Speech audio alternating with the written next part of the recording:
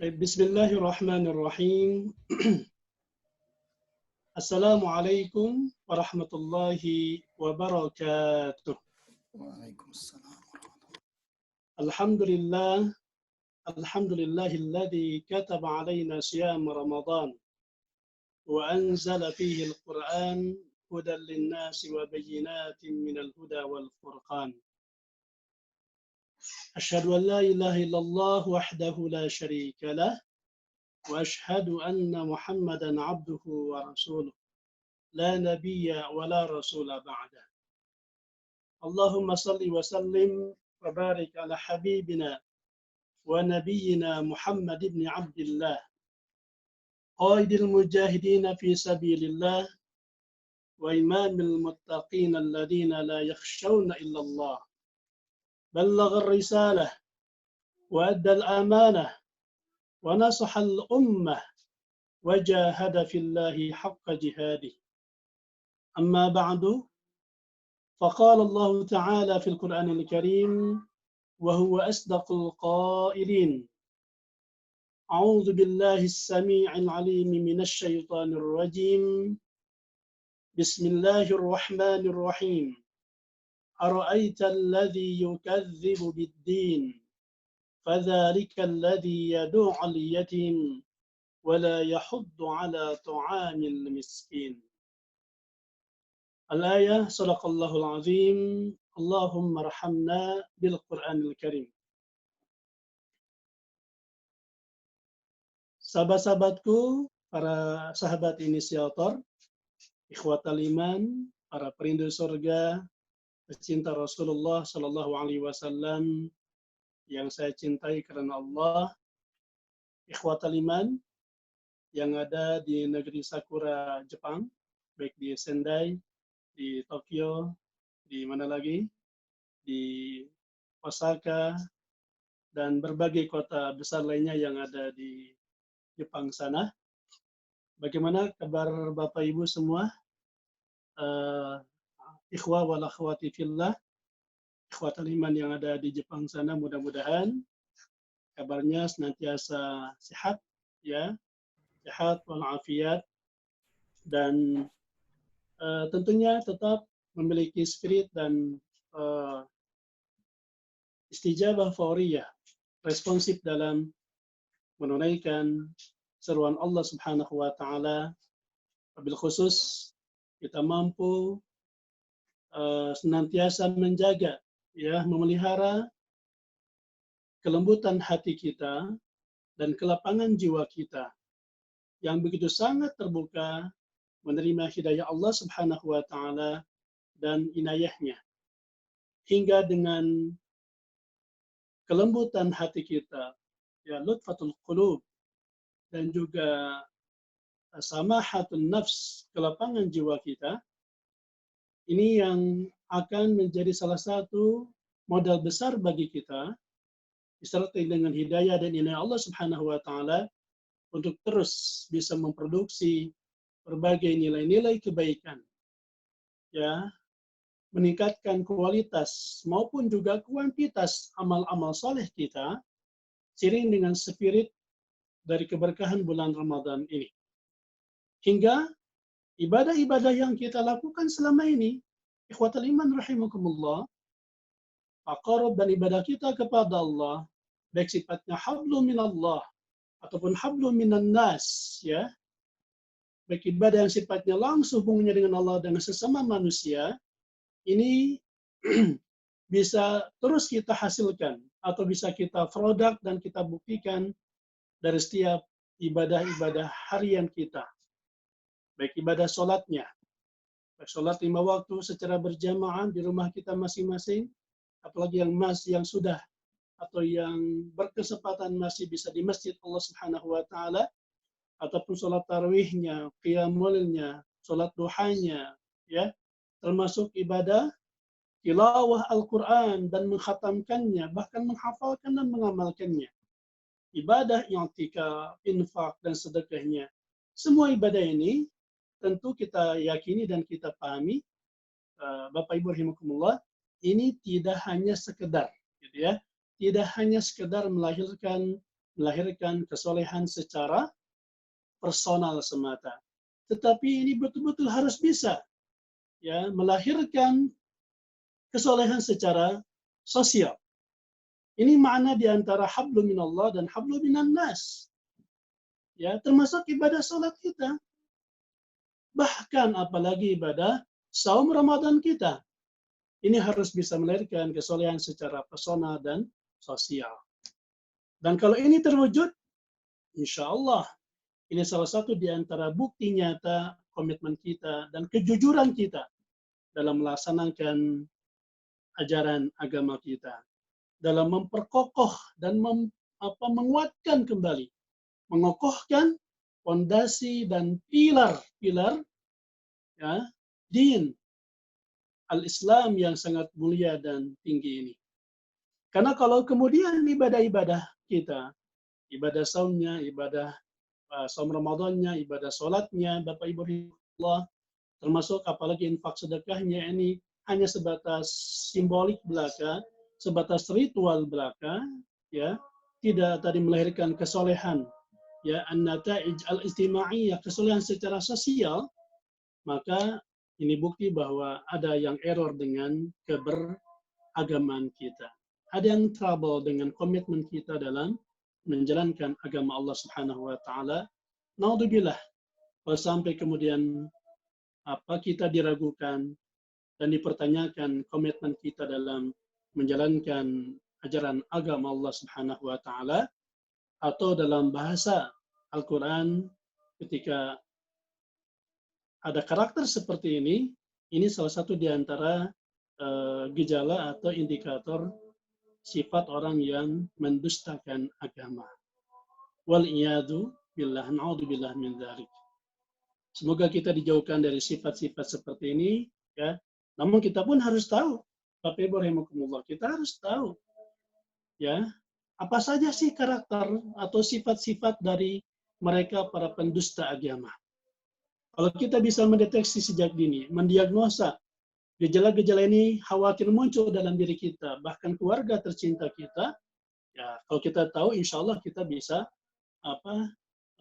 menyembuhkannya, membersihkannya, hingga tidak ada sekali lagi gejala-gejala yang mengarah kepada pendustaan agama Allah Subhanahu wa taala.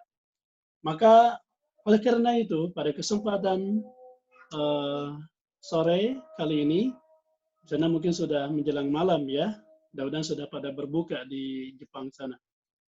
Di sini baru adzan asar, baru saja adzan asar. Insya Allah kita akan bersama-sama mentadaburi firman Allah Subhanahu wa taala di surat Al-Ma'un, ya, sesuai dengan permintaan dari ya kawan-kawan komunitas muslim di Sendai Jepang ini. Saya diminta untuk mengkaji tafsir surat Al-Ma'un, ya.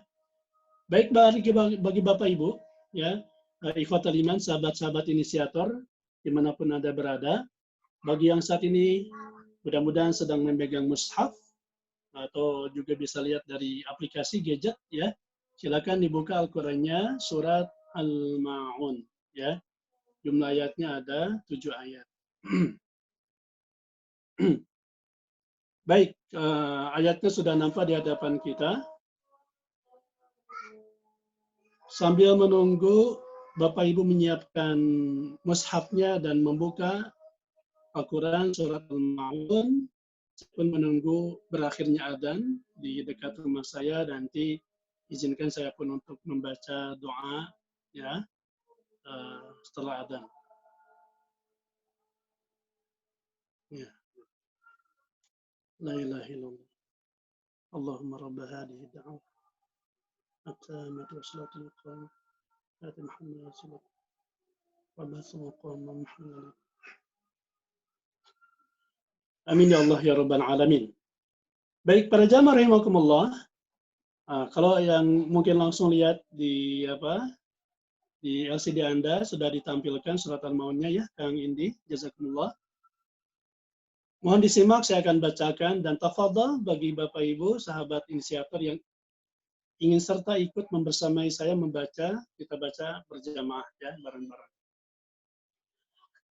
أعوذ بالله من الشيطان الرجيم بسم الله الرحمن الرحيم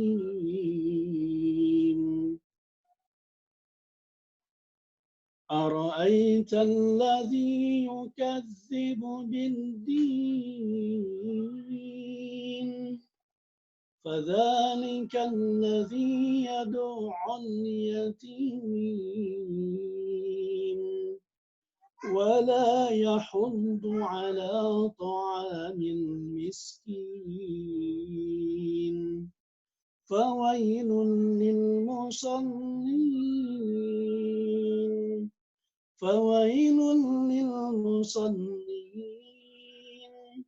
الذين هم عن صلاتهم ساهون الذين هم يراءون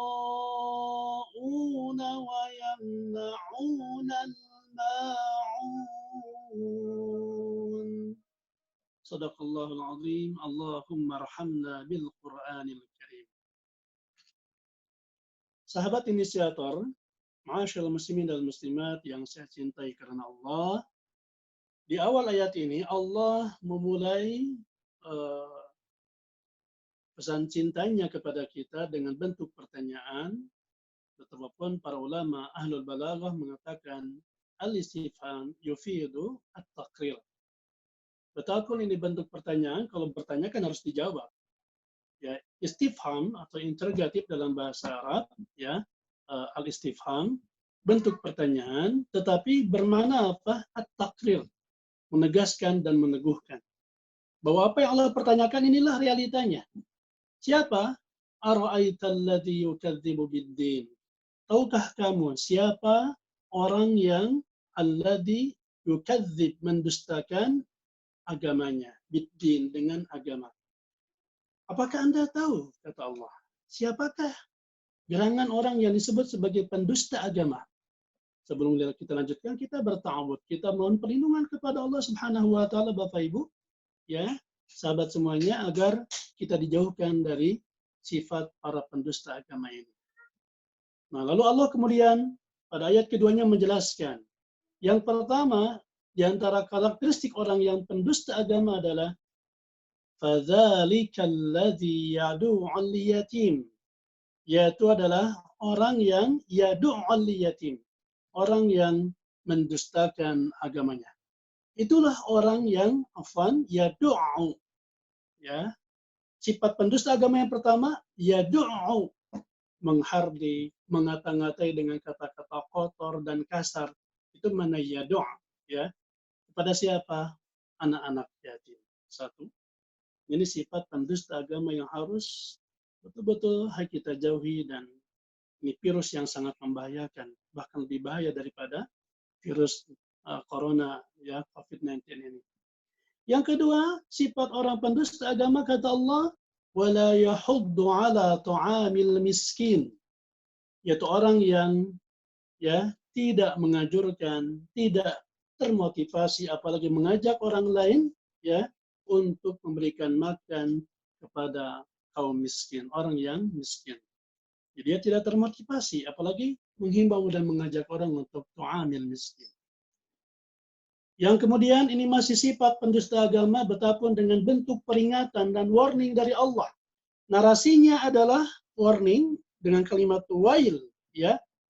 Tetapi maknanya ini masih menjelaskan tentang sifat pendusta agama berikutnya. Yang ketiga, apa? Atau siapa gerangan? Fawailul lil musallin, maka kecelakaanlah. Fawail, ya, ay hilak, celakalah bagi orang-orang yang sholat, ya, bagi orang yang sholat. Celakalah bagi orang yang sholat. Oh, kok gimana ya? Orang sholat kok dianggap celaka? Nah, jangan dulu kaget, Bapak Ibu. Ini ayat belum sempurna, ya, karena berikutnya Allah menjelaskan naat atau sifat dari mausuf al-musallin ini. Siapakah gerangan orang yang pendusta agama yang bahkan dia trouble, error dalam sholatnya hingga dianggap celaka? alladzina hum an salatihim sahun, yaitu orang-orang yang lalai dalam salat-salat mereka, ya. Ini berarti sifat yang ketiga. Orang yang salat tapi lalai dalam salatnya, bukan meninggalkan salat Bapak Ibu, tetapi lalai dalam salatnya, ya. Kemudian yang ke berapa? Sifat yang keempat, alladzina hum yura'un. Sebetulnya ini masih memberikan penjelasan tentang sifat orang yang dianggap celaka dalam sholat, yaitu orang yang riya, ya, orang yang berbuat riya. Mereka bukan meninggalkan sholat seperti orang-orang munafik. Sholat ya sholat, bahkan bareng bersama kita mungkin seketika, ya. Tetapi mereka malas-malasan dalam sholatnya. Dan ayat ini menegaskan salah satu sifat yang harus kita jauhi dari sifat orang munafikin, mereka riya, hanya ingin mendapatkan sanjungan, pujian, ya, ingin dilihat oleh orang-orang. Dan sifat berikutnya, para pendusta agama, ayat ini menegaskan وَيَمْنَعُونَ الْمَعُونَ, yaitu orang-orang yang mencegah atau enggan menolong, ya, dengan barang yang berguna. Ya. Al-ma'un dimana semua yang berguna dan bermanfaat. Nah, tentang kosakata setiap kalimat yang barusan kita bahas, Bapak Ibu bisa lihat dalam kosakata ayat-ayatnya. Tafadhol. Ya, kita akan langsung memberikan prolog pengantar dari ayat ini. Ya. Sahabat inisiator yang Allah muliakan, surat Al-Ma'un sebagaimana keumuman surat yang ada di juz 30 atau juz amma ini masih tergolong surat, ya, Makkiyah. Makkiyah itu kita jangan terjebak dengan terminologi Makkiyah dari kata Makkah, ya. Tidak semua ayat Makkiyah itu turun di Makkah. Para ulama Ahlul Quran, ahli ulumul Quran menyepakati, ya, definisi atau untuk mendefinisikan pengertian dari ayat Makkiyah atau surat Makkiyah dan perbedaannya dengan Madaniyah dibatasi dari mana? Kalau itu surat diturunkan sebelum Rasulullah hijrah ke Madinah, itulah namanya surat atau ayat Makkiyah. Tapi kalau ayat ini diturunkan setelah Rasulullah hijrah ke Madinah, ya, di tahun ke-13 dari kenabiannya atau tahun 1 hijrah ke sana, maka itu tergolong surat Madaniyah. Karena memang sebagai salah satu contoh ada surat yang diturunkan di Mekah, baik yang di Hudaybiyah, bahkan di pusat kota Mekah, pada bulan Ramadan seperti ini, tanggal 8, tahun ke-8 Hijriah di bulan Ramadan, ya, ketika Rasulullah menerima wahyu dari Allah, al-yawma akmaltu lakum dinakum wa atmamtu alaikum ni'mati wa raditu lakum al-islam madina. Ini ayat disampaikan pada saat peristiwa Fathu Makkah, diturunkan di kota Makkah, begitu, ya. Namun ini kejadiannya pasca hijrah, ya, pasca hijrah dari Madinah, dan ini tergolong ayat Madaniyah, ya, ayat Madaniyah, Bapak Ibu, betapapun diturunkan di Makkah. Karena batasannya apa tadi? Dia diturunkan pasca hijrah. Jelas, ya? Baik, jadi sebelum hijrah itu Makkiyah, setelah hijrah Madaniyah, itu aja kesimpulannya. Dan surat Al-Ma'un ini berada pada urutan surat ke-107, ya, dan turun sesudah surat At-Takatsur. Setelah surat At-Takatsur. Kalau menurut dia urutan, bukan sabab nuzul, ya, menurut urutan tertib atau urutan nama surat seperti yang termaktub dalam Al-Quran. Dan kenapa ini disebut surat Al-Ma'un? Karena ini mengacu kepada salah satu kalimat yang Allah munculkan di penghujung ayat ini, ya, yaitu وَيَمْنَعُونَ الْمَاعُونَ di ayat ke-7 dari surat Al-Ma'un, yaitu segala sesuatu yang berguna dan bermanfaat. Nah, dalam kajian tafsir, biasanya para mufassirin, Bapak Ibu rahimakumullah, di kitab tafsir manapun ketika membahas tafsir, ya, suatu ayat, ya, selain nanti mengkaji sababun nuzul, juga yang dibahas adalah tentang munasabatul ayat, ya, korelasi antara ayat atau surat ini atau ayat ini dengan surat sebelumnya atau surat sesudahnya. Dan kita tahu, kalau kita lihat urutan surat, ya, dalam Al-Quranul Karim, Mushaf Madinah atau Mushaf manapun, Surat Al-Ma'un itu disampaikan setelah surat apa?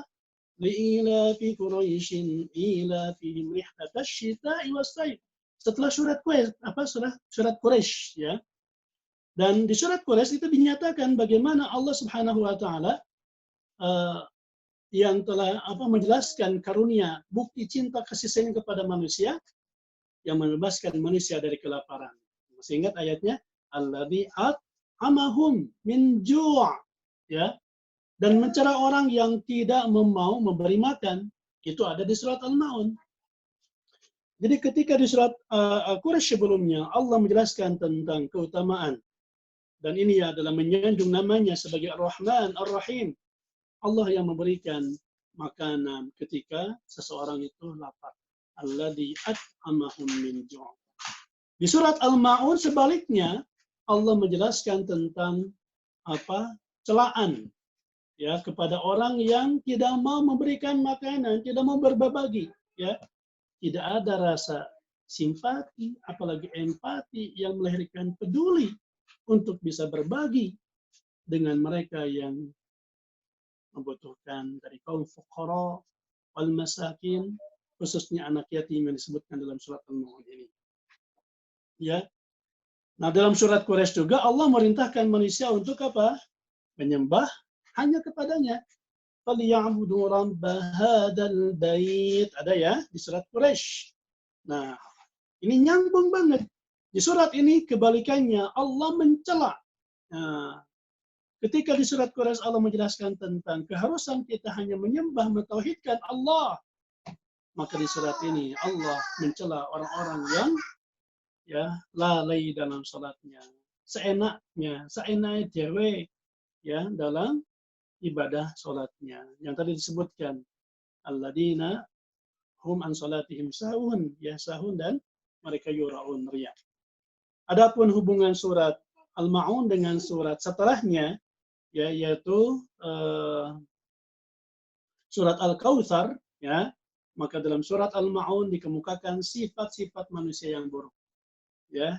Jadi dari beberapa karakteristik tadi yang disebutkan ini kita akan sebutkan ya 7 karakter yang Allah sebutkan atau 6 karakter di dalam ayat surat Al-Maun ini semuanya adalah sifat orang-orang yang buruk ya. Tapi sebaliknya di surat Al-Kautsar ditunjukkan sifat-sifat yang mulia yang diperintahkan untuk mengerjakannya. Nanti ada perintah ya fasalli li rabbika wanhar ya dengan salatnya, dengan mentasbihkan, mensucikan Allah Subhanahu wa taala dan juga dengan pengorbanan yang dilakukan oleh orang-orang yang dipuji oleh Allah dalam surat Al-Kautsar. Jelas Bapak Ibu ya, ini yang membedakan atau hubungan korelasi munasabah antara surat sebelumnya dengan surat setelah Al-Maun. Kemudian dalam kitab As-Suyuti tentang Sababun Nuzul kita menemukan sebab turunnya surat ini ialah berkenaan dengan orang-orang munafik. Hati-hati. Berkenaan dengan orang munafik yang memamerkan sholat kepada orang yang beriman. Mereka melakukan sholat dengan riya. Ini karena orang-orang munafik, Bapak Ibu, ya di Mekah, apalagi ketika kaum muslimin masih sedikit jumlahnya, pun juga ayat ini pun tetap Rasulullah ajarkan kepada masyarakat Islam ketika berada di Madinah. Apalagi di Madinah juga banyak orang-orang munafik. Bahkan the king of munafik, kekentongnya munafik adalah siapa? Abdullah bin Ubay bin Salul. Dan ini yang harus diwaspadai oleh kita semua. Orang-orang munafik ini, ya selain mereka ria dalam salatnya, dan mereka pun enggan, bahkan malah memberikan bantuan kepada orang-orang miskin dan anak yatim. Ini yang dinyatakan oleh oleh riwayat Ibnu Munzir, ya, dalam hadis sahihnya. Dan tentu saja ini pun harus menjadi peringatan bagi kita. Jangan sampai ya ibadah-ibadah yang kita lakukan hanya sebatas simbolik belaka, ya, hanya ritual-ritual kosong yang hampa tanpa isi. Karena bahaya. Orang-orang munafik ini Bapak Ibu seperti yang ada di Madinah, ya, dari sebagian kalangan orang kafir yang menyusup kepada dalam saf atau barisan kaum muslimin. Mereka ada di tengah-tengah istilah kaum muslimin, tapi kadang istiza, ya. Istiza itu memperolok-olok orang-orang yang beriman. Salat pun salat, tetapi mereka ria ya tidak untuk kemudian membuktikan keimanan dan ketaatannya kepada Allah. Mereka bukan tidak sholat, tetapi lalai dalam sholatnya. Baik, langsung saja, sahabat yang dimuliakan Allah Subhanahu wa Ta'ala dalam kebaikan, kita akan masuk langsung memahami tafsir dari ayat pertama surat Al-Ma'un ini. Tadi Allah Subhanahu wa Ta'ala bertanya istifham sifatnya, tetapi intinya adalah takrir penegasan dengan bentuk pertanyaan, ara'aital ladzi yukadzibu bid-din. Apakah engkau tidak perhatikan? Apakah engkau melihat orang yang mendustakan ya kehidupan agamanya? Allah bertanya, tidakkah kau lihat? Bapak Ibu, dalam Al-Quran itu kan ada bentuk pertanyaan kayak ara'aita, alam tara, ya, tidakkah kau lihat? Tidakkah kau perhatikan? Maksudnya apa? Ini takrir, penegasan bahwa ada. Realitanya ada orang-orang yang disebutkan oleh Allah dalam ayat ini, yaitu mereka yang mendustakan agama, yang menyangkal dinnya yang benar, jalan sebagai jalan hidup yang benar, ya, bahkan ibadah juga ibadah yang dilakukan juga tidak sesuai dengan apa yang diajarkan oleh Rasulullah Shallallahu Alaihi Wasallam. Lebih parah lagi nanti ketika ya dengan jelas dan kasat mata ada sifat-sifat buruk lainnya yang muncul ya dari orang-orang pendusta agama ini. Mereka menghardik, ya, mengata-ngatai, intinya menyakiti anak-anak yatim dan orang-orang du'afa lainnya. Ini memang hal yang rasional, Bapak Ibu. Bahkan sudah menjadi rumus. Orang kalau sudah mendustakan agama, ya, artinya dia tidak yakin dengan kebenaran agamanya. Kalau bersolat dia tidak merasakan itu merupakan bentuk penghambaan dan ketundukan kerendahan dirinya di hadapan Tuhannya, di hadapan Rabb alam semesta ini. Ini kan hubungannya dengan Allah, berbicara tentang agama hubungannya dengan Tuhan. Jika dia sudah berani menyia-nyiakan, bahkan mengkhianati aturan-aturan dan perintah Allah, apalagi logikanya begitu kan? Apalagi kalau kemudian dengan manusia, apalagi mereka yang kaum lemah, ya kaum du'afa, maka bukan hal yang aneh kalau kemudian muncul sifat-sifat dari mereka yang cenderung tadi menyia-nyiakan keyakinan beragamanya, ya, bahkan dia mengikis habis tauhid kepada Allah Subhanahu wa Ta'ala, berawal dari sifatnya yang tadi yukadzib ataupun at-takdzib bidinil Islam, mendustakan agama Allah Subhanahu wa Ta'ala. Tujuan dari pertanyaan ini adalah agar setiap kita, para qari, ya, para pembaca, benar-benar memperhatikan dan meresapi makna yang terkandung di dalam ayat ini. Karena biasanya setiap ayat yang didahului dengan pertanyaan mengandung nilai yang sangat penting untuk segera dipahami dan diamalkan. Nah, berikutnya kita akan lebih dalam lagi, ya, sahabat Indi dan sahabat inisiator dimanapun Anda berada, rahimakumullah, ya. Sifat pertama orang yang disebut sebagai mukadzibu biddin, pendusta agama, adalah fadzalikal ladzi yad'ul yatim. Itulah orang yang menghardik anak yatim. Ini ya ciri pertama orang yang mendustakan agama. Menghardik anak yatim, ya. Tidak ada rasa kepedulian, ya. Tidak ada rasa simpati, apalagi empati kepada mereka yang ditinggalkan oleh ayahanda dan bundanya, yaitu kaum yatama, anak-anak yatim. Kalau sudah seperti ini, maka akan muncul sifat-sifat buruk lainnya. Bukan hanya tidak mau memberikan makanan kepada anak yatim atau menghardik anak yatim, nanti muncul sifat-sifat buruknya. Dia cenderung mungkin mendolimi. Kalaupun ada anak yatim di rumah, mungkin hanya sebatas memanfaatkan tenaganya, ya, atau juga menjadikannya sebagai komoditi untuk memperkaya diri sendiri. Ini realita terjadi hari ini, Bapak Ibu rahimakumullah. Ya, realita hari ini. Mohon maaf, apalagi di masa sulit pandemi global hari ini, ya, dihadapkan dengan ujian berat berupa wabah corona. Dan ini memang sangat besar, ya, dampaknya sebagai gelombang besar yang menghentak seluruh penduduk di dunia dan menyadarkan manusia akan kelemahannya. Maka efek dan imbasnya pun dirasakan luas ke sana kemari.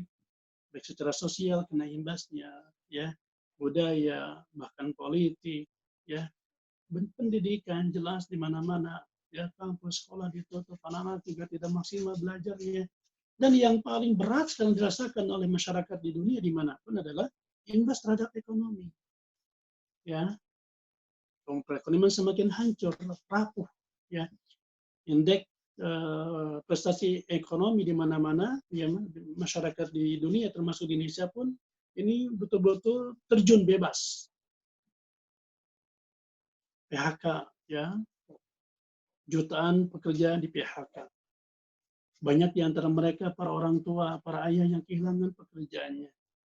Kemudian juga tidak mudah kemudian mendapatkan pekerjaan lainnya. Maka yang terjadi, muncullah orang-orang yang miskin baru. Apalagi mereka yang statusnya keluarga-keluarga yang sudah ditinggalkan oleh orang tuanya. Maka lahirlah anak-anak yatim. Bulan Ramadan seperti ini memang seharusnya menjadi momentum bagi kita untuk membuktikan tadi sidqul iman biddin. Kejujuran iman kita kepada agama yang kita anut selama ini. Ya, ini kan tidak hanya sebatas pengakuan, klaim sepihak, ya, sahabat sekalian, dalam kebaikan yang Allah muliakan, tetapi ini harus teraplikasikan dalam qaulan wa fi'lan wa amalan. Baik tadi ucapannya, ya, perbuatannya, termasuk juga keyakinannya. Nah, bukti orang yang benar dalam kehidupan agamanya ini yang dicontohkan oleh baginda Rasulullah SAW sebagai uswatun hasanah kita. Beliau sangat sayang, sangat peduli kepada anak-anak yatim. Apalagi kalau kita betul komitmen dalam mengasuh, merawat mereka, ini akan menjadi oase keberkahan, Bapak Ibu. Bagi kita yang saat ini diberikan ujian berat pada masa pandemi global seperti ini momentumnya. Ini saatnya bagi Anda yang ingin bebas dari ujian berat ini. Ingin bebas, ya, dan selamat dijauhkan dari bahaya virus corona, cari anak yatim. Kalau tidak ada di Jepang, di sekitar rumah Bapak Ibu di Sendai sana, begitu ya. Ya, kan Bapak Ibu punya kampung halaman di Indonesia. Kalaupun kita nggak bisa mudik, pulang kampung, cari. Ya, silakan cari nih saudara-saudara di sana, orang tua, kakak, adik, paman, bibi, Mas atau Abang, ada anak yatim kan di sekitar rumah nih. Saya ingin tawasul dengan amal. Ini bisa tawasul dengan amal baik, ya. Saya dengan tawasul dengan doa dan tawasul dengan amal-amal, dengan kesolehan orang-orang yang masih hidup, ya, dengan keberkahan ilmunya, kesolehannya dan sebagainya. Kita tawasul dengan amal apa? Kita ingin selamat dari malapetaka bencana ini, kita ingin mendapatkan solusi jalan keluar dari setiap permasalahan yang kita hadapi, maka carilah kesempatan kita bisa berinfak, bersedekah dengan cara menyantuni dan mengasihi anak yatim, apalagi kalau bisa mengasuh mereka. Dan inilah salah satu yang bisa menyelamatkan kita dari bencana seperti yang kita rasakan pada hari ini. Begitupun ini satu paket Bapak Ibu, ya. Orang kalau sudah dia tidak peduli dengan anak yatim, apalagi mengkata-kata dengan kata-kata kotor dan kasar, memang kalau ayat ini jelas yang dibahas adalah ya doa. Ya itu adalah menghardik, ya. Menghardik itu ya tadi, misalkan membentaknya, boro-boro ngasih bantuan, boro-boro menyayangi, ya, ataupun membelainya dengan penuh kasih sayang dan kelembutan, malah yang ada menghardiknya, ya. Ngasih pun tidak, malah keluar kata-kata kotor. Orang kalau sudah seperti ini, kesananya pasti wala yahuddu ala tu'amil miskin. Mereka tidak akan juga mau, ya, untuk bisa memberikan makan kepada orang-orang miskin, ya. Naudzubillah min dzalik. Ini ciri kedua orang yang disebut sebagai pendusta agama adalah orang yang tidak bisa mendorong orang lain memberikan makan kepada kaum miskin. Maksudnya apa yang dimaksud di sini adalah orang yang tidak memiliki kepedulian terhadap kaum, ya, papa, ya, kaum du'afa di antara fuqara dan masakin. Nah, hadirin jemaah rahimakumullah, dua hal ini, dua ayat ini, ayat 2 dan 3 memang ini satu paket. Ya, biasanya orang kalau senang tidak peduli kepada anak yatim, bahkan cenderung menghinakan, tadi menghardik mereka, ya kesananya pasti dia pun tidak peduli dengan orang-orang miskin.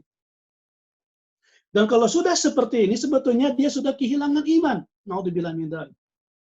Orang kalau sudah menghardik yatim, nggak peduli kepada orang-orang miskin, dia sudah kehilangan jati dirinya sebagai manusia, bahkan apalagi sebagai orang mukmin dan muslim. Karena kan setiap kita tuh sama derajatnya di mata Allah, Bapak Ibu. Kita semua adalah berasal dari ma'in mahin, dari air yang hina. Mimma indafiq dalam surat At-Tariq. Kita semua apa sih yang kita banggakan? Harta yang kita miliki, harta, tahta, wanita, apapun gitu ya.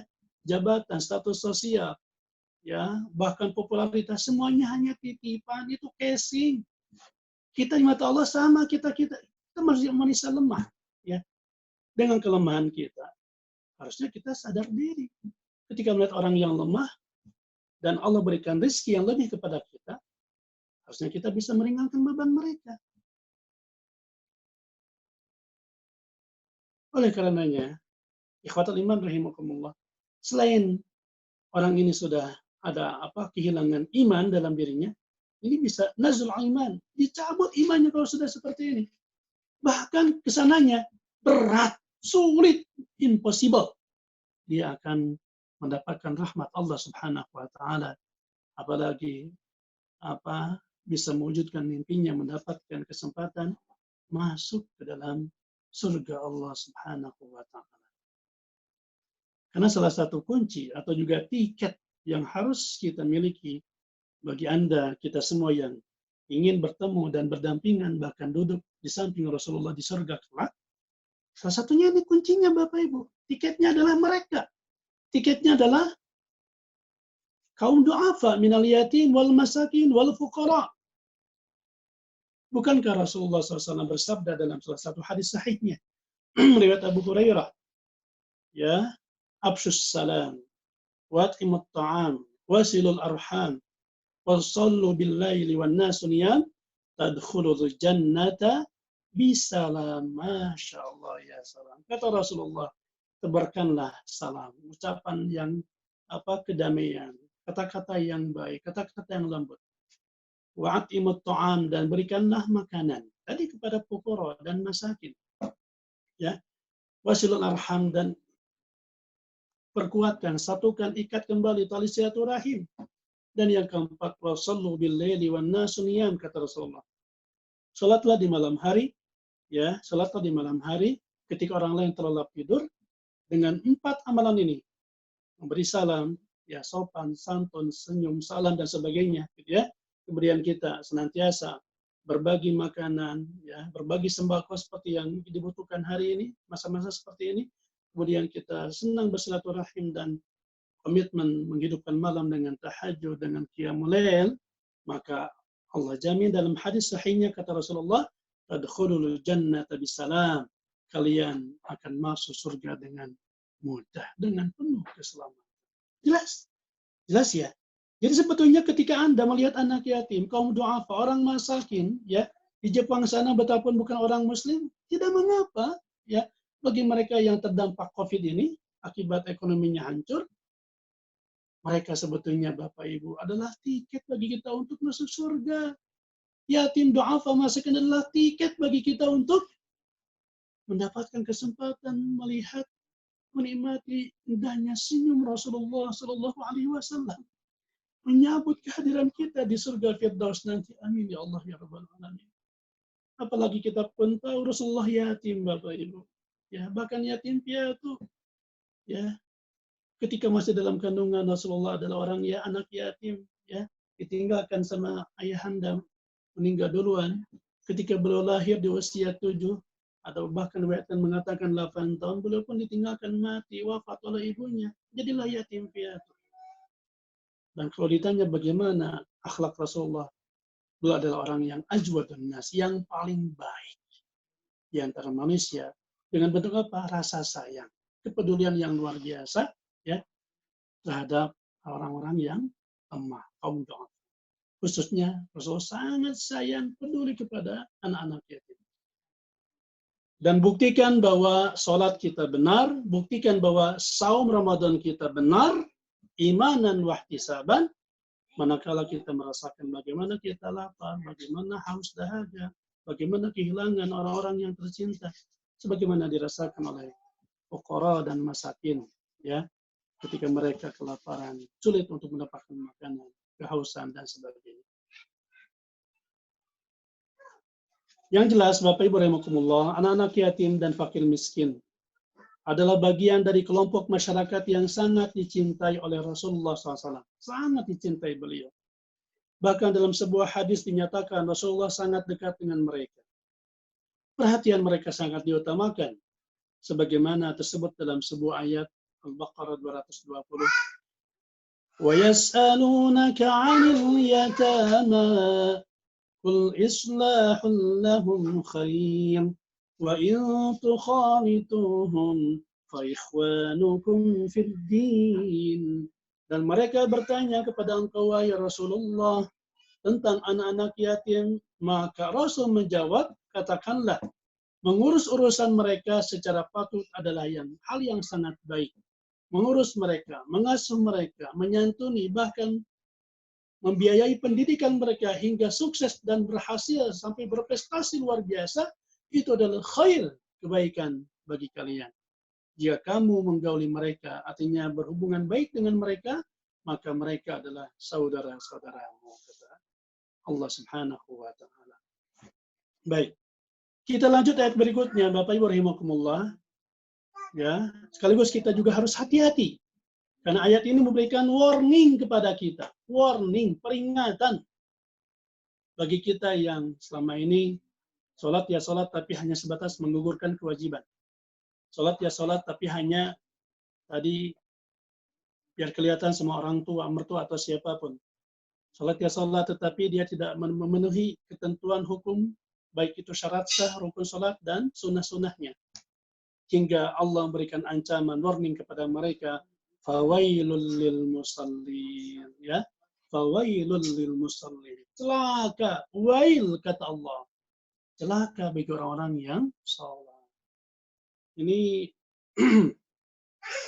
Bapak Ibu rahimakumullah, ungkapan seperti ini jangan aneh, ya. Mungkin ada muncul pertanyaan di antara Bapak, kok orang yang sholat dianggap celaka, ya. Dalam beberapa ayat, juga dalam beberapa hadis, Allah juga sering memberikan peringatan kepada mereka yang bukan hanya orang yang sholat, bahkan juga yang ibadah haji sekalipun ketika hajinya bukan lillahi ta'ala, ya. Termasuk ketika hijrah, ya. Hijrah itu kan amal besar, jihad, ya. Ada orang-orang yang berjihad, ada orang yang hijrah, tapi tujuannya bukan lillah. Maka dalam hadis tentang innamal amalu binniyat, kan, yang Rasulullah sitir sebagai peringatan agar hati-hati melaksanakan amal apapun adalah terkait dengan keikhlasan niat bagi orang yang hijrah, ya. Termasuk dalam salah satu hadis, ada hadis kursi menyatakan bahwa ada 3 kelompok manusia nanti di akhirat sana, Bapak Ibu, ya, tiga kelompok manusia yang Allah dustakan. Allah dustakan amal-amal spesial mereka. Siapa saja? Qari Al-Quran. Mereka para pembaca, penghafal Al-Quran. Sampai katakan, kadzabta, kamu dusta. Bahwa kamu membaca Al-Quran lillahi ta'ala. Tetapi kamu ingin disanjung bahwa kamu bagus bacaannya. Termasuk orang yang munfik, berinfak.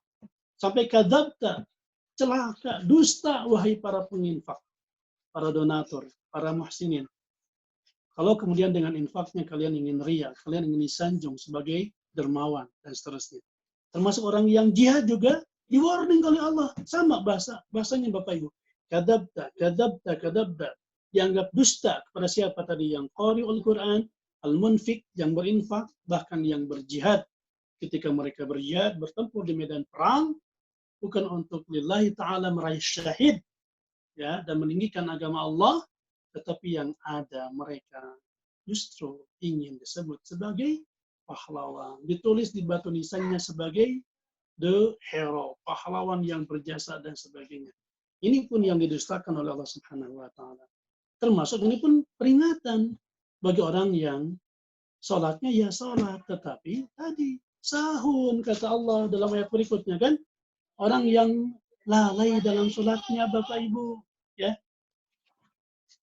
Saya diingatkan dengan salah satu ayat, ini kaitan dengan ayat yang kita baca sekarang nih, ya. Silakan Bapak Ibu buka di surat Maryam ayat 59, ya. Surat Maryam ayat 59. Allah nyatakan, "Fakhalafa min ba'dihim khalfun adha'us shalah wattaba'us syahawat fasawfa yalqawna ghayya." Maka akan muncul generasi berikutnya setelah kalian tiada, kata Allah, yaitu khalfun, generasi pengganti yang adha'us shalah. Ini yang dibicarakan adalah generasi setelah kita tiada. Anak-anak, putra-putri, dan cucu-cucu kita. Hati-hati dengan masa depan mereka, terutama dalam masalah ini. Mereka adha'us shalah, melalaikan salat, Bapak Ibu. Wattaba'us syahwat, berikutnya mereka menjadi budak pengekor syahwat hawa nafsu. Ini rumus, ini paketnya begitu. Gunakan harful ataf. Orang kalau sudah berani adha'us shalah, itu kesananya logikanya pasti Bapak Ibu. Ini makna adha'us shalah wattaba'us syahwat, ya. Mengikuti hawa nafsu. Dan menggunakan wawu sebagai dalam ilmu nahwu dan shorof, dalam grammar Arabik, sahabat sekalian, ada pembahasan tentang ya harful ataf, huruf ataf. Kan ada wawu, ada thumma, ada fa, ada hatta, dan sebagainya. Ya. Nah, orang kalau sudah berani nih, mengacu kepada ayat ini, surat Maryam ayat 859, menguatkan apa yang kita bahas, Kang Indi, ya, di surat ayat kelima surat ini, surat Al-Ma'un, orang kalau sudah berani mengabaikan sholat, kesananya satu paket itu.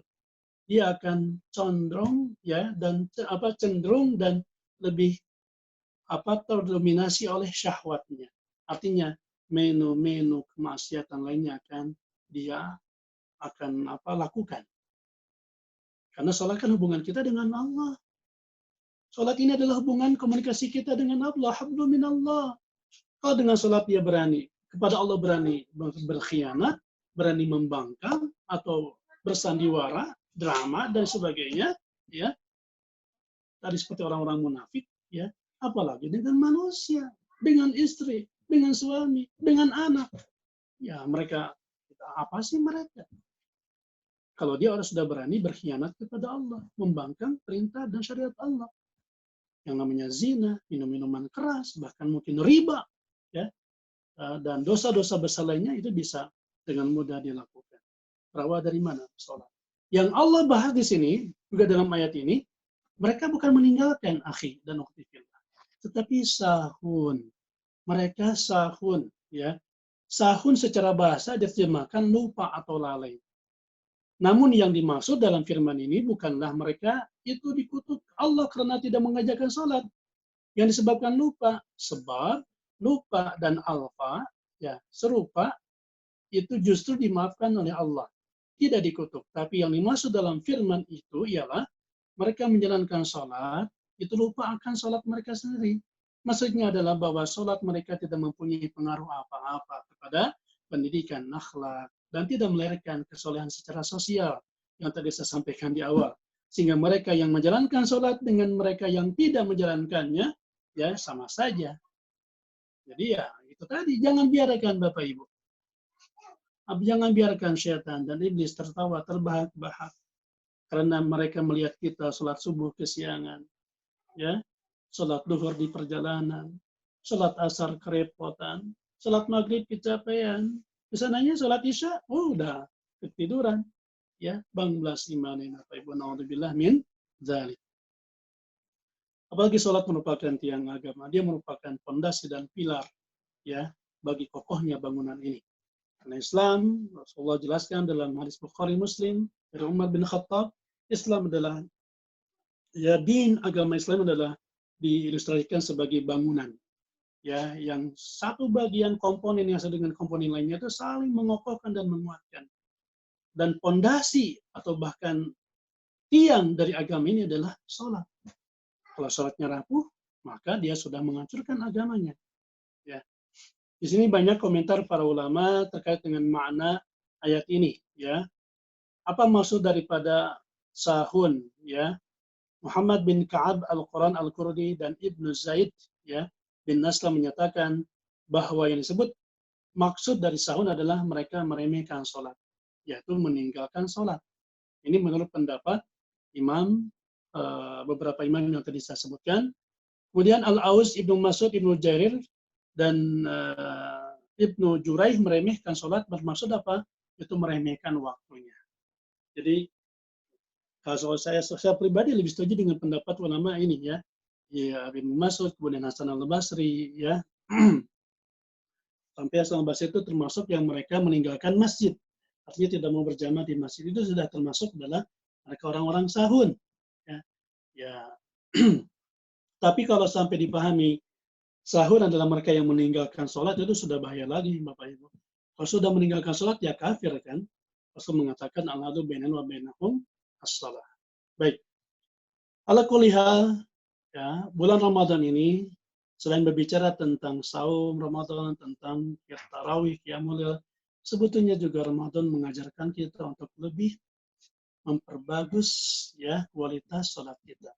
Ramadan juga Bapak Ibu dengan qiyamul lailnya, dengan tahajudnya, ya, dengan itikafnya mengajarkan kepada kita agar kita lebih menjaga lagi ya kualitas sholat, terutama kehusuannya, baik khusyuk sebelum sholat, ya kita menyiapkan kesucian kita, suci dari hadas besar maupun hadas kecil, bersih dari najis dan seterusnya, hingga akan mensupport kenyamanan, khidmah kita, khusyuk kita dalam sholat.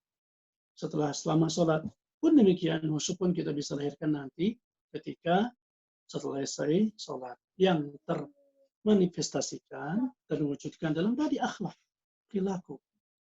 Ya, orang yang benar sholatnya dia pasti akan jauh dari kemungkaran. Orang yang benar sholatnya dia pasti akan ya menghindarkan diri dari segala bentuk maksiat, bahkan dosa-dosa kecil. Orang yang benar dalam sholatnya dia pasti lebih sayang, dia perhatian, cinta dan memperhatikan, merawat anak-anak yatim, kaum du'afa dan para masakin. Dan terakhir, di antara sifat orang pendusta agama juga masih sambungan dari ayat sebelumnya, mereka yang wayamna'unal ma'un ya. Kita langsung ayat ke-7 kan ini ya tentang riya tadi sudah kita bahas. Dan mereka orang yang mendustakan agamanya adalah mereka siapa yang yamna'unal ma'un. Selalu menghalangi orang lain untuk berbuat baik. Nanti kita lihat ciri-cirinya apakah ada dalam kehidupan kita hari ini banyak. Ini ciri keempat orang yang senantiasa menghalang-halangi yang lain untuk berbuat baik. Paling tidak yang dapat dilakukan seseorang secara lahiriah adalah bersedekah dari kekayaannya. Memberikan sebagian harta bendanya kepada orang lain untuk membantu mereka. Orang yang rajin berbuat baik, menyantuni yatim, dan memberikan makanan kepada fuqara, masakin, itu tanda bahwa dia adalah orang yang jujur dengan agamanya. Itu tanda kesempurnaan agama seseorang. Dan itulah di antara tanda dan ciri khas agama ini. Agama kita di Islam agama yang penuh kasih sayang, penuh kelembutan. Kalau kemudian orang ya tidak senang berbuat baik, artinya dia tidak peduli, acuh tak acuh, I don't care dengan kenyataan hari ini, ketika di negeri kita di Indonesia banyak orang yang menjerit ya akibat mereka kelaparan. Anak-anak yang menjerit ketika mereka ditinggalkan orang tuanya, terutama mereka yang menjadi korban COVID-19 ini. Tinggallah anak. Kan ada kejadian Bapak Ibu ya, kami di Sukabumi, ayahnya meninggalnya ketika malam hari. Ya. Kemudian ibunya ketika mendengar, mohon maaf, ini terbalik. Ada satu keluarga Bapak Ibu di daerah Sukabumi ini pernah viral ya. Ada satu keluarga, anaknya ada 3 apa berapa 4 begitu ya. Ibunya kena sakit yang lumayan parah selama beberapa bulan. Malamnya dia meninggal wafat. Dan suaminya mungkin karena shock ya dengan beban yang berat, apalagi meninggalkan anak-anak yatim yang masih kecil-kecil. Dia pun kemudian sakit ya. Bahkan ketika istrinya baru saja paginya dikuburkan, suaminya malah siangnya pun ya, innalillahi wa inna ilaihi raji'un, menghadap Allah Subhanahu wa taala. Seperti ini banyak terjadi di mana-mana. Anak-anak yang kelaparan, kehilangan orang tua, dan mereka cenderung ditelantarkan, bahkan mohon maaf, ini diabaikan dan ditelantarkan oleh negara. Maka disinilah saatnya kita membuktikan bahwa kita ingin membuktikan kebenaran sidqul iman kita kepada Allah, komitmen kita dalam menjalankan syariat Allah Subhanahu wa taala dengan agama yang luhur dan mulia ini. Mari Bapak Ibu rahimakumullah, kita bergandengan tangan, betul kita bersama lawan corona, tapi ringankan beban sesama. Buktikan bahwa kita adalah orang yang imannya sejati dengan melahirkan sikap peduli kepada mereka yang fafa, kaum du'afa dan masakin yang saat ini menjadi momentum besar bagi kita, bahkan kesempatan emas untuk bersama-sama fastabiqul khairat, meraih tiket yang begitu mudah Allah tampakkan di hadapan mata kita, tiket yang insya Allah memudahkan perjalanan kita menuju surga Allah Subhanahu wa taala. Amin ya Allah ya Rabbal alamin. Demikian kajian tafsir dari surah Al-Mu'min yang bisa saya sampaikan pada kesempatan kali ini, Bapak Ibu. Mudah-mudahan bermanfaat ya, dan bisa kita ambil hikmahnya. Ya, selebihnya slide-slide yang saya sudah buat ini untuk memperkaya wawasan Bapak Ibu, Kang Indi dan sahabat inisiator semua dimanapun Anda berada. Silakan dibaca, mudah-mudahan bermanfaat, menjadi oleh-oleh terindah mudah-mudahan di bulan Ramadan ini ya. Karena saya mau ngasih oleh-oleh dodol ya, Kang Indi dari Garut maupun cokodot sekarang lagi viral, jeruk dan domba itu susah sekarang ya. Ya saya kasih oleh-olehnya berupa ini materi-materi kajian tafsir Al-Ma'un yang sekali lagi selain memperluas wawasan thaqafah keislaman kita, juga khususnya adalah bisa mengokohkan, memperteguh ya komitmen keberagamaan kita dari ibadah-ibadah yang kita laksanakan khususnya di bulan Ramadan ini. Catatan dan keyword buat kita semua, jangan sampai ibadah-ibadah tersebut hanya baik untuk kita, maslahat dan manfaat untuk kita, hanya membentuk kesolehan secara pribadi, personal, tetapi kemudian tidak memberikan, memproduksi kesolehan secara sosial. Ini adalah ajaran agama yang memang sangat integral, universal, dan yang inilah yang diajarkan oleh baginda Rasulullah SAW. Ya, demikian Kang Indi. Wallahu a'lam bishawab. Assalamualaikum warahmatullahi wabarakatuh. Waalaikumsalam warahmatullahi wabarakatuh. Jazakumullah khairan katsiran pada Ustadz Munawar atas penyampaiannya. Yang mungkin banyak di antara kita yang biasanya mendengar surat Al-Ma'un itu sekilas saja gitu ya, maksudnya selewat saja kita baca, ternyata luar biasa dalam sekali apa yang terkandung di dalamnya. Baik, jadi kalau di Jepang ini menjelang berbuka, Ustaz. Jadi kita belum berbuka. Sekitar berbuka, ya? Setengah jam lagi lah kita akan masuk waktu maghrib dan berbuka puasa, insya Allah. Jadi semoga Allah menerima ibadah semua. Amin, amin, amin. Baik, Ustaz. Ada 2 pertanyaan dari sahabat inisiator kita di Jepang. Yang pertama terkait dengan tadi, Ustaz, apakah kemudian masuk kategori juga orang-orang yang kemudian lalai dalam sholatnya ya, tadi yang orang-orang yang celaka dalam sholatnya, yang sholatnya itu kemudian dia fokus pada ibadahnya tapi kemudian tidak peduli pada aktivitas sosial yang di awal tadi, Ustaz, peduli dengan anak yatim, orang miskin dan lain sebagainya. Itu mungkin pertanyaan pertama. Mungkin itu dulu, Ustaz. Silakan, mungkin bisa dijawab oleh Ustaz. Ya. Baik, seperti tadi saya bahas ya, Kang ini dan sahabat inisiator dimanapun Anda berada, khususnya sebagai penanya ya, bahwa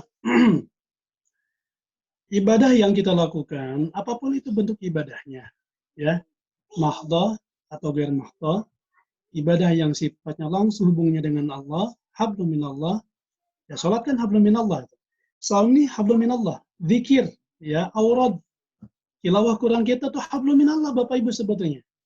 Tetapi ibadah-ibadah seperti ini itu tidak hanya sekadar mengajarkan kepada kita untuk soleh secara pribadi. Ya kan, kalau Kang Indi pernah baca buku Thoriqud Da'wah, Syekh Mustafa Masyhur mengatakan, ya kan sholat, saum Ramadan, zakat dan sebagainya itu kan mensolehkan Anda gitu kan, yuslih nafsak. Kalau sudah terbentuk kesolehan dalam diri kita, Anda komitmen nih tepat waktu, berjamaah, ya, khusyuk dalam sholat. Artinya kan Anda sudah memperbaiki diri. Tetapi jangan cukup sampai di sini. Aslih nafsak wad'u ghairaka.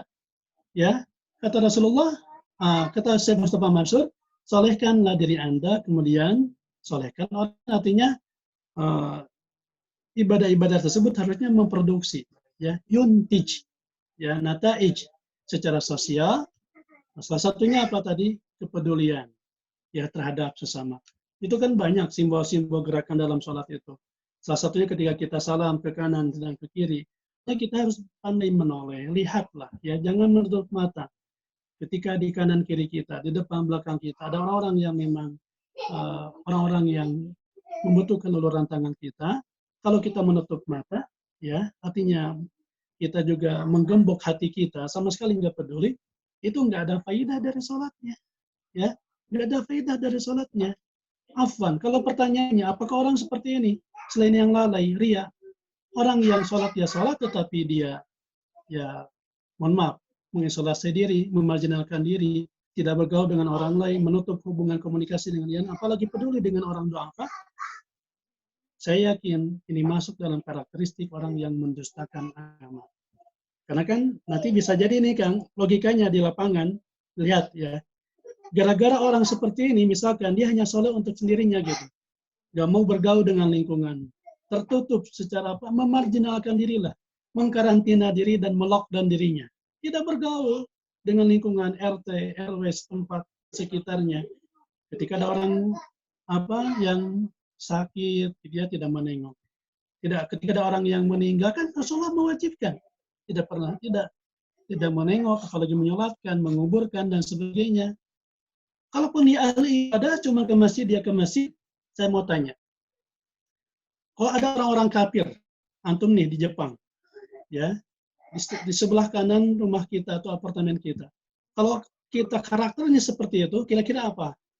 Ya, asumsi atau persepsi yang mereka dapatkan tentang kepribadian orang kayak gini. Oh, ternyata agama mereka tuh ngajarin kayak gini ya, kan? Ngajarin apa? Nggak peduli dengan tetangga, nggak peduli dengan orang yang sakit, nggak mau nengok dan sebagainya. Itu real loh. Logikanya begitu. Orang luar akan menganggap kita akan mewakili, kita merupakan simbol agama Islam. Kalau karakter seperti ini, bukan hanya mendustakan, ya, membohongi hawiyah, Islamiyah, identitas keislamannya, tetapi juga membuka peluang orang lain kemudian, ya, mencela, ya, bahkan menghina, lebih jauhnya menganggap agama kita itu buruk.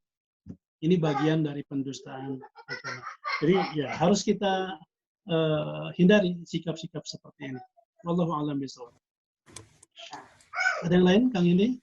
Baik, ada terakhir Ustaz. Jadi memang tadi disebutkan ini termasuk apa sifat-sifat orang munafik ya yang mungkin kita ingin menghindari sifat-sifat tersebut. Bagaimana Ustaz kalau pertanyaannya seperti ini, kalau dahulu ya misalnya apa ya sebelum hijrah itu banyak yang kemudian kita lalai dalam sholat dalam artian masuk ke kategori tadi gitu, meremehkan waktu dan lain sebagainya, bahkan tertinggal sholat. Apa yang kemudian harus kita lakukan untuk kemudian ibarat dalam tanda kutip menebus dosa kita terdahulu itu Ustaz, terkait dengan lalainya kita dalam sholat tersebut Ustaz? Mungkin seperti itu pertanyaannya Ustaz. Baik, sebelumnya saya ucapkan selamat berbahagia bagi antum yang mungkin memposisikan dirinya sebagai muhajirin, sebagai hijrah, baik hijrah dari Indonesia ke Jepang, ke Sendai, atau hijrah memang dari tempat yang buruk ke tempat yang baik, terutama hijrah secara ma'nawi, ya. Hijrah dari kehidupan masa lalu, masa lampau yang kelam, tadi jauh dari agama, meninggalkan sholat, ataupun ya dosa-dosa lainnya. Dan sekarang alhamdulillah, antum bersyukur akhifillah, ukhtifillah. Boleh jadi memang antum dapat hidayah di Jepang nih, ya misalnya. Saya 4 kali ke Korea, juga ke Taiwan, Kang Indi. Saya ketemu orang kayak gini. Ya dari 50.000 lebih masyarakat Islam Indonesia di sana, dari 23 masjid pernah saya kunjungi di lebih dari 15 kota. Saya ketemu orang-orang saudara-saudara kita orang Indonesia yang kemudian mengatakan, saya bersyukur apa di Korea, Pak Ustaz. Kenapa? Saya di sini malah mengenal Islam. Saya malah jadi tahu sholat. Saya malah jadi mengenal tentang kewajiban untuk infak, zakat, sedekah dari penghasilan yang saya dapatkan. Dulu di Indonesia malah Indonesia adalah banyak masjid dan sebagainya lah. Malah saya jauh dari Islam. Ini harus kita syukuri. Ya. Nah, ketika dengan pertanyaan antum tadi atau siapapun, bagaimana masa lalu kita yang dulu meninggalkan sholat ataupun lalai dalam sholatnya, ya tidak seperti sekarang mungkin merasakan kehusuan, ya apa yang harus dilakukan? Jelas. Yang saya tegaskan adalah taqwiyatu an-niyah. Kuatkan dan kokohkan niat Anda betul-betul berhijrah. Hijrahnya lillahi ta'ala. Innamal a'malu binniyat wa innamal likulli imri'in ma nawa. Faman kanat hijratuhu ila Allah wa rasulih fa hijratuhu ila Allah wa rasulih. Demikian. Jadi masalah lihat kaitan ikhlasun niyah ini itu beririsan dengan semangat dan spirit hijrah kawan-kawan dan para muhajirin dimanapun mereka berada. Nah, setelah taqwiyatun niyah, jelas ya kita tarqiyah, mengoptimalkan atau memaksimalkan pertaubatan kita kepada Allah Subhanahu wa taala. Taubatan nasuha. Ya ayyuhalladzina amanu tubu ilallahi taubatan nasuha. Asa rabbukum ayyukaffiru ankum sayyi'atikum wa yudkhilakum jannatin tajri min tahtiha al-anhar. Al-ayah. Taubatan nasuha, kita nadam, menyesal, kita tidak mau kembali kepada keburukan sebelumnya dan kita menutup. Ini penting kan? Ya. Syarat ini kan ada 5 syarat taubat. Salah satunya adalah tadi saya sampaikan an-nadam, menyesal dengan penuh penyesalan. Yang kedua, komitmen untuk tidak mau kembali lagi, adamul audah ila ma kana min qabl, pada keburukan sebelumnya. Yang ketiga kasratul istighfar. Yang ketiga adalah memperbanyak istighfar. Dengan betul sebenar-benar istighfar. Bahkan dosisnya tingkatkan, bukan hanya astagfirullah, astagfirullah. Baca sayyidul istighfar, Allahumma anta rabbi la ilaha anta khalaqtani, dan seterusnya. Dawamkan menjadi amal dan wiridan harian kita, terutama pagi dan petang. Dan di saat mustajab kita mengadu jerit mohon ampun kepada Allah. Ya. Dan yang berikutnya adalah tadi menutup, ya, menimbun idfa'is sayyi'atal hasanah. Menimbun, menutupi ya amal-amal buruk dahulu dengan kebaikan-kebaikan. Apakah saya harus menebus? Saya dulu kurang lebih mungkin dari usia SMP sampai SMA atau sampai kuliah, adalah mungkin 6-7 tahun, misalkan saya tidak sholat, dikali 5 waktu sehari, dikali sekian bulan, sekian tahun, waduh repot Pak. Ya. Bahkan dalam hadis Bukhari Muslim, kalau kita sengaja meninggalkan sholat satu waktu saja, ini nggak bisa ditembus, nggak bisa ditebus walaupun kita sepanjang tahun. Ya. Jadi maksudnya gini, ada orang yang ingin tobat ketika dia hijrah, ingin tobat dulu dengan sholat, dia terus sholat, mengganti sholat. Bukan begitu caranya, bukan begitu. Yang ini ya. Bagaimana cara menutup keburukan yang dulu itu? Itu tadi. Sekarang tingkatkan kualitas sholatnya. Ya, kita menunggu waktu sholat, jangan nunggu adzan. Sebelum waktu adzan sudah ada di masjid. Ini tingkatkan kualitas sholat. Ya, kita sholat berjamaah. Kita tidak pernah absen dari shaf pertama. Kita tidak pernah kedulian sama orang lain untuk berada di belakang imam. Jelas, berarti di shaf pertama. Dan kita tidak pernah absen untuk menyempurnakan sholat dari awal sampai akhir tanpa masuk kelas berjamaah. Ini meningkatkan kualitas sholatnya. Ya. Dan kealfaan kita di masa lalu tadi, yang antum yang hijrah, ya, mudah-mudahan itu memang karena kebodohan kita, kelalaian kita. Dan ini yang kita istighfari. Ya Allah, mohonkan ampun saya. Ya Allah, saya jahil, saya bodoh. Ya Allah, saya jauh dari agama Engkau. Ya Allah, hingga saya tadi tidak tahu akan kewajiban sholat. Kalau faktor kebodohan, faktor ketidaktahuan, ya semoga Allah ampuni Bapak Ibu. Sekarang adalah tadi tingkatkan kualitas dan kuantitas ibadah untuk tadi menimbun, menutupi amal-amal terdahulu. Dengan sholatnya, dengan infaknya, dengan sedekahnya dimaksimalkan. Ya, pokoknya setiap hari sedekah, setiap hari setiap hari kita berinfak. Kemudian kita ini yang diajarkan oleh surat Al-Ma'un, cari anak yatim, dekati kaum miskin, dan berbagai amal-amal spesial lainnya. Ini yang insya Allah saya yakin akan menutup, ya, menimbun segala sayyiat, ya, amal-amal buruk kita di masa yang lampau.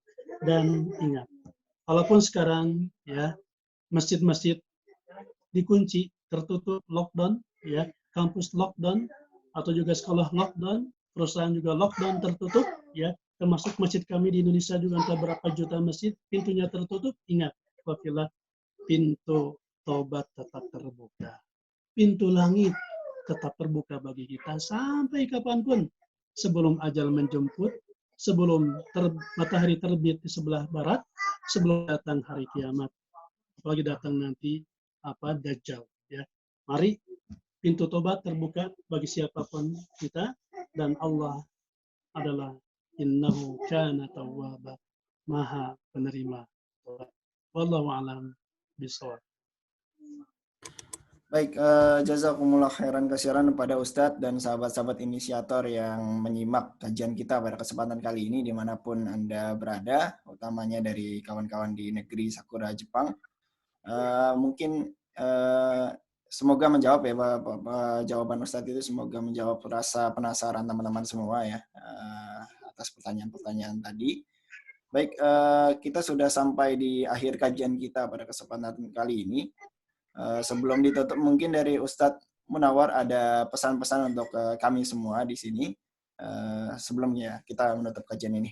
Pada Ustadz Munawar, dipersilakan Ustadz. Baik, sebagai closing dari kajian kedua dan sekaligus terakhir mungkin ya, Kang, ini di bulan ini bersama Antum dan kawan-kawan di Sendai, ya. Saya pertama tentunya menyampaikan salam rindu kepada Antum, sahabat semua dalam kebaikan beserta keluarga tercinta di sana, ya.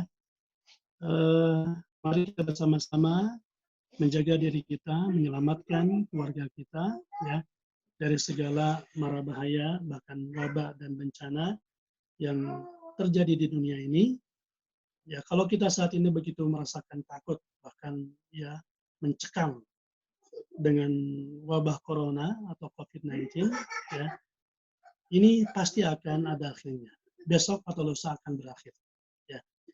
Tetapi yang harus lebih kita takuti dari sekedar virus corona adalah virus an-nifaq, virus munafik. Dan ini virus yang dari zaman Rasul, Kang Indi, sahabat semuanya, dari zaman Rasul, di masa Rasul sahabat ini sudah ada. Ya, wahyu masih turun, mukjizat masih terlihat. Tetapi munafikin, orang-orang nifak dengan virus yang bahaya ini dari dulu sampai sekarang ada. Ya. Mudah-mudahan corona mungkin hanya beberapa minggu lagi, mudah-mudahan. Kalau melihat dari hasil survei dan penelitian Denija, begitu ya. Ya, mungkin 3-4 bulan sudah berakhir. Mudah-mudahan. Atau lebih cepat dari itu. Tetapi virus nifak, lihat, ya. Virus yang menjadikan seseorang malah divonis ya oleh Allah sebagai pendusta agama. Gara-gara apa tadi?